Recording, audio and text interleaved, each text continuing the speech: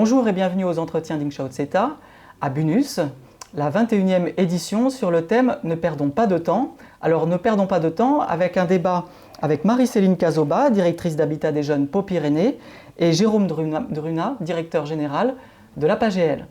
Une première question à vous deux par rapport à la crise du logement qui semble s'aggraver du point de vue d'un grand nombre d'acteurs. De votre point de vue, quel est votre diagnostic de la situation? Alors, notre association Habitat Jeunes Pau-Pyrénées accueille des jeunes sur l'agglomération et plus largement sur le Béarn. On a à peu près 200 logements, 300 places et on accueille 500 jeunes par an. Ce qu'on observe effectivement, c'est que l'accès à l'emploi se complexifie, surtout parce qu'il se précarise. Ce sont des contrats courts qui subérisent beaucoup.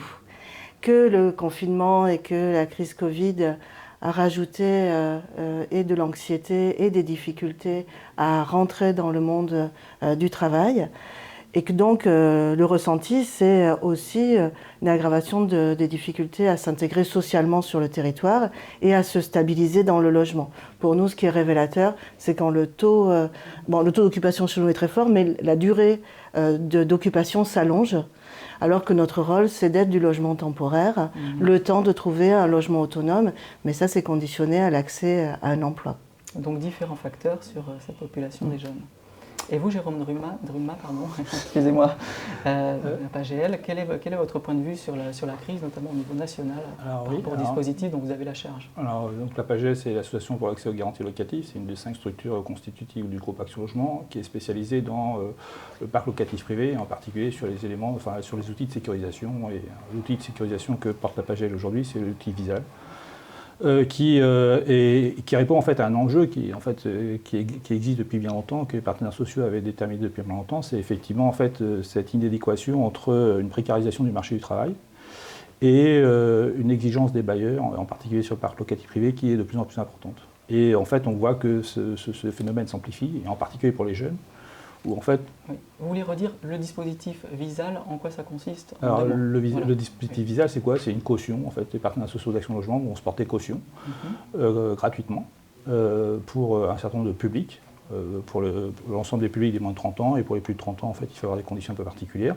Et on va garantir aux bailleurs 36 mois de loyer impayés et des dégradations locatives dans le parc privé. Et on fait également des cautions pour le parc social quand on est jeune ou alternant. Et donc, en fait, c'est apporter donc, aux candidats locataires, en particulier aux candidats jeunes, en fait, une caution qui est habituellement, en fait, il n'y a pas nécessairement la capacité à l'obtenir. Une évaluation du CREDOC a montré que, en fait, 79% des contrats de location signés avec Visal ne l'auraient pas été sans Visal. Donc, on voit l'intérêt, en fait, de ce dispositif. Et c'est ce qui me fait rebondir un peu sur votre question, c'est-à-dire que la crise du logement, c'est pas que obligatoirement construire, c'est aussi, en fait, c'est une crise en fait un peu plus générale. En fait, il faut regarder cette question pour les jeunes, on regarde à l'aune des risques sociaux.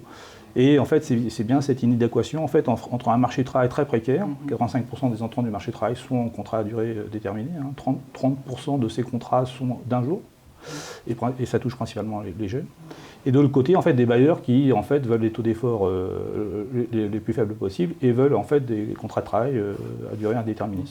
Et donc il faut réussir en fait, non seulement il faut construire bien évidemment pour baisser les loyers, mais il faut aussi trouver des solutions pour en fait permettre en fait cette adéquation entre ces deux mondes. Et la solution Visal est une solution. Bien sûr.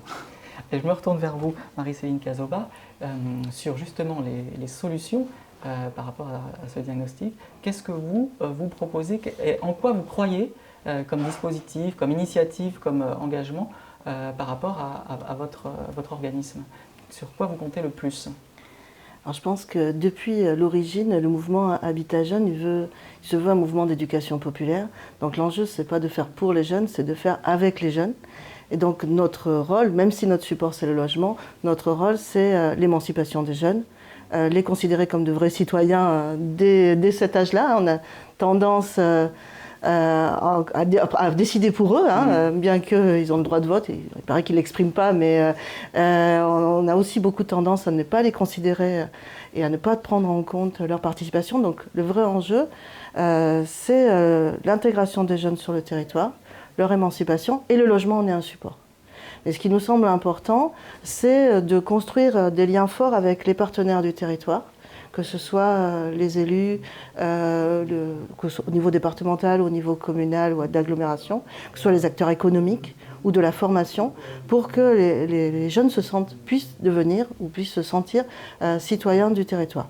Après, nous, en termes de logement, on doit tricoter toutes les solutions pour leur simplifier la vie. Par exemple, on a développé depuis 10 ans l'accueil en séjour fractionné. Ça répond au développement des formations en alternance.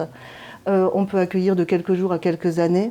Il n'y a pas de durée maximum dans l'accueil parce qu'il faut qu'on sache travailler avec chaque jeune son parcours vers le logement classique et l'accompagner dans sa sortie. Et je pense que on est à la fois en train de développer notre offre, on va livrer une nouvelle résidence dans quelques mois, mais l'enjeu, c'est que les pouvoirs publics nous aident à conserver ce rôle de logement provisoire, de logement de transition.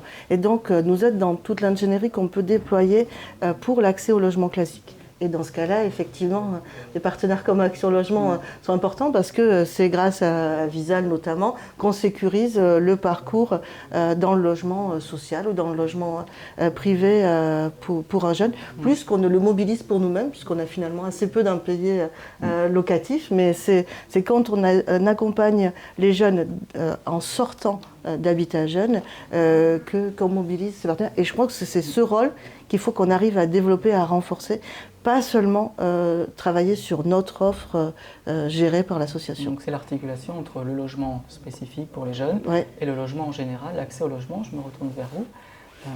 Quelles sont sur les évolutions des dispositifs souhaitables ou sur lesquels vous travaillez, ou en tout cas les éléments de mise en place, des éléments plus techniques qui sont intéressants pour vous en ce moment à faire progresser? Alors, si je prends le cas du dispositif Visal, en fait, ce qui est intéressant, c'est qu'en fait, on arrive, grâce à ce type de dispositif, à faire changer les comportements. Et c'est, à mon avis, l'enjeu, en fait, non seulement, alors, je ne reviens pas sur l'enjeu de construire, bien évidemment, on est tous d'accord pour construire, mais le changement de comportement est, à mon avis, un élément important.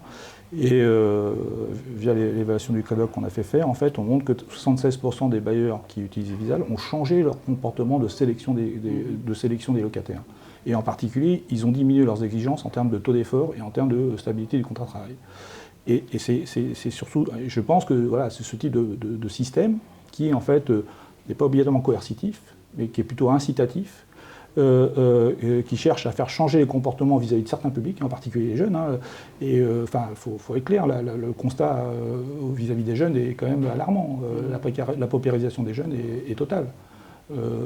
Taux de chômage 15%, les taux d'effort sont les plus élevés chez les jeunes que chez les autres populations, le loyer est le plus élevé parce qu'ils sont dans des lieux des logements plus petits dans des zones très tendues, et leurs conditions de travail est précaire. Donc on voit bien qu'on a un enjeu en fait de faire changer les comportements et aussi un enjeu aussi d'écouter la société. Et là, je vais rebondir sur le groupe Action Logement, qui est géré par les partenaires sociaux. Et je crois que ça, c'est un élément très important, en fait, que les partenaires sociaux, en fait, se sont accaparés depuis très longtemps cette question, en fait, du lien emploi-logement, et permettent, en fait, de remonter au niveau national et agir, en fait, au regard des difficultés que leur remontent leurs adhérents. Alors, vous m'amenez à la question de conclusion, d'ouverture plus générale sur ce que vous attendez de la politique du logement. Là, j'entends que défendre le paritarisme est peut-être une piste qui mérite d'être mise en avant encore. Alors, oui, effectivement. Comment vous l'analysez-vous de votre point de vue? Non, voilà. étant directeur général de la PAGEL, structure du groupe Action Logement, je ne peux que défendre cette idée.